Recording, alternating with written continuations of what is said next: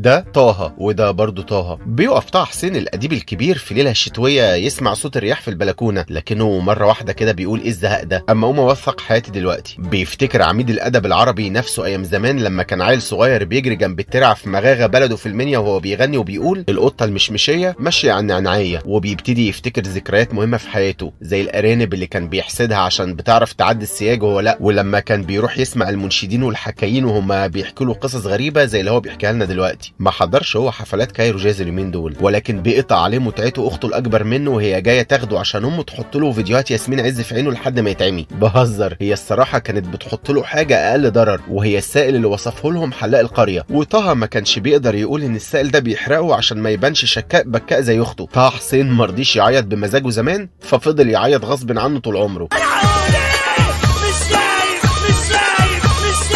بيكمل الصبي ذكرياته اللي هو الكاتب اللي هو المؤلف برضه انه فاكر لحد دلوقتي الترعه اللي قدام بيتهم واللي فضل يوصف فيها في صفحتين في كتابه، وان الناس شايفاها حاجه وهو شايفها حاجه تانية خالص، شايفها سواد. لا بهزر، هو شايفها مياه مسحوره فيها تماسيح وتحتها جنيات مسحوره وسمك كبير جواه خاتم سليمان، وطه كان نفسه يلاقي الخاتم ده عشان يعدي بيه الترعه. هو طبعا خيال خصب وعظيم وكل حاجه، بس انا ما استفدتش حاجه. بيقول طه كمان انه كان بيخاف من شط الترعه الناحيه التانية عشان كلاب العدوي وعشان الحاج سعيد الأعرابي ومراته كوابس، واللي انا نفسي خفت دلوقتي اول ما نطقت اساميهم. لكن الحمد لله الذي يتتم بنعمته الصالحات، اخو طه بياخدوا وبيعدوا الترعه وبياكلوا من شجر التوت سوا وبيغنوا القطه المشمشيه ماشيه على النعنعيه. طبعا انت شايف انك ما استفدتش حاجه، ولكن لو ركزت شويه كده هتلاقي انك عرفت ان الترعه ما فيهاش جن، ودي حاجه تستاهل انك توقف مستقبلك عليها وتضيع بسببها درجتين. طه حسين كان برج الجوزاء، عشان كده شويه يحس ان ابوهم وبيحبوه وشويه يحس انهم بيكرهوه، ولما تم 9 سنين بقى اسمه الشيخ طه،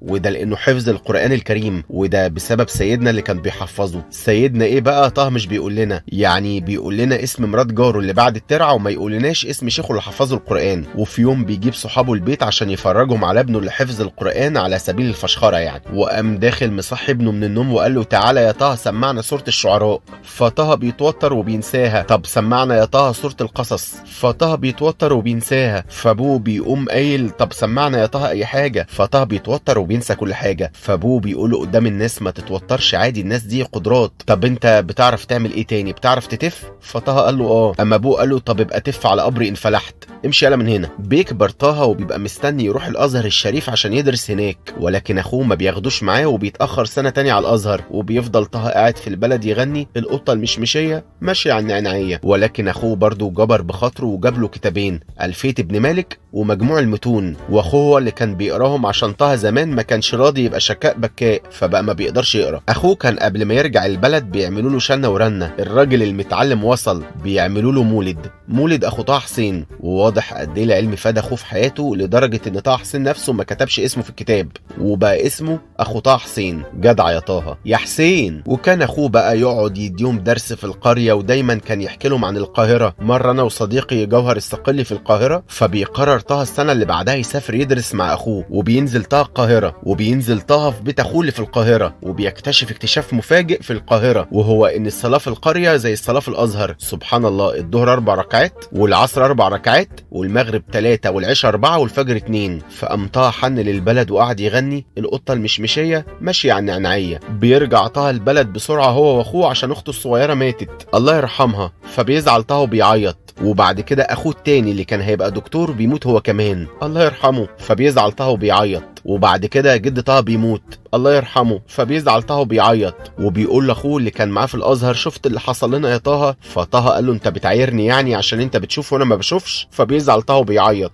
بيسافر طه وبيستقر في القاهره بناء على طلب ابوه، وبيقرر يدرس الفقه والنحو في اول سنه ليه، وبيقرر يبقى طالب علم قد الدنيا. بيقول الصبي اللي هو طه حسين بعد ما كبر ان يومه كان بيمر ب3 مراحل، مرحله عودته من البيت، ومرحله صعوده للبيت الله عليك، ومرحله الدروس اللي كان بياخدها في البيت، درس الصبح ودرس بعد الفجر. وبيقول الصبي اللي هو طه حسين بعد ما كبر انه كان كل يوم جمعه يصحى على صوت عم علي الرزاز اللي بيجي يوم الجمعه بس من كل اسبوع، يقعد مع الطلبه ويعمل لهم اكل ويهزر معاهم، لحد ما طه بيسمع في يوم ان عم علي مات الله يرحمه، فبيزعل طه وبيعيط. بعدها بيحكي الصبي اللي هو طه حسين بعد ما كبر ان كان في طالب علم في الاوضه اللي جنبهم، بس كان جاهل شويه ودمه خفيف، واي بيت شعر بيسمعه بينسبه للبحر البسيط. ولكن طه بيكتشف ان الطالب ده جاسوس عليهم للحكومه الحكومه اللي كانت ضد الشيخ محمد عبده في وقتها، بس طه كان بيحبه، عشان كده الشاب ده مات بعد فتره الله يرحمه. فبيزعل طه وانا زهقت. بتيجي بقى اهم مرحله في حياه الصبي من وجهه نظره، واللي هي انتسابه للازهر. وفي يوم انتسابه للازهر دخل على الشيوخ اللي هيختبروه، فواحد منهم قال له اقبل يا اعمى. فزعل الصبي جدا اللي هو طه حسين بعد ما كبر، وقام قايل له مش شايفك،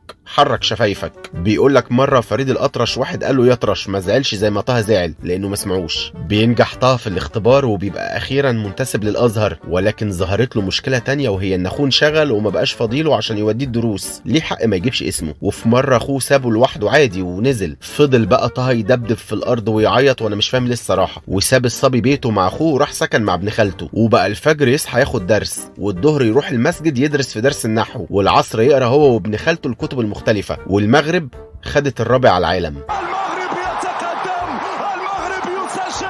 بتخلص اول سنه لطه في دراسته بالازهر، وبيرجع البلد بقى وهو مستني ان البلد كلها تحتفل بيه ويعملوا له مولد زي ما عملوا لاخوه.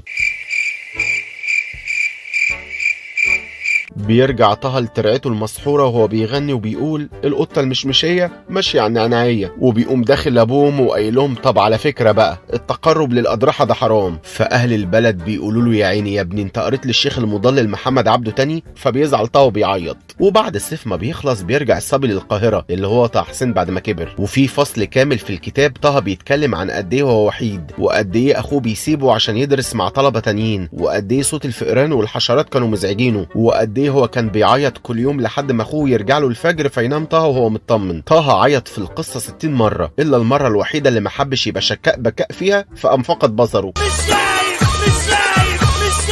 المهم وواضح ان مفيش مهم في القصه، اننا عرفنا ان طه كان بيحب الادب عن طريق شيخ اسمه الشيخ المرصفي، اللي كان بيقعد معاه ويقرا كل انواع الشعر حتى اللي بيسموه شعر المجون، وهو ان الحبيب يوصف حبيبته زي ما الفنان الكبير عمر كمال قال في اغنيته انتي بسكوتايه مقرمشه. وبكده تنتهي القصه اللي جابت اهم ايام عميد الادب العربي دكتور طه حسين، وما جاش فيها باقي الحاجات التافهه اللي في حياته، زي انه سافر بعثه لفرنسا واتعلم في السوربون في باريس وترجم كتب فرنسيه، وانه اتعرف على سوزان مراته اللي بيوصفها انها غيرت حياته من المحن والتعب للراحه والسلام، وانه كان وزير للمعارف اللي هي التربيه والتعليم، وانه خلى التعليم مجاني في عهده، وانه عمل طفره في مجال الادب والفكر العربي. القصه ما جابتش كل ده، وجابت الترعه المسحوره وعم علي الرزاز وكوابيس مرات جوره. ولو انت فاضي كده وخلصت امتحانات ودخلت قريت عن طه حسين، هتعرف فعلا ان لقب عميد الادب العربي هو لقب صغير على الراجل ده عمله. وفي النهايه نحب كلنا نقول بصوت عالي القطه المشمشيه ماشيه على النعناعيه. الفيديو ده كتب الملخص بتاعه مصطفى طيفه، وصغر السكريبت وسجله محمد طاهر اللي هو انا يعني، وعمل لنا الجرافيكس والموشن اللي انتوا شفتوه ده هشام شتا. وما تنسوش تعملوا فولو عشان تتابعوا الفيديوهات القديمه والجديده. سلام.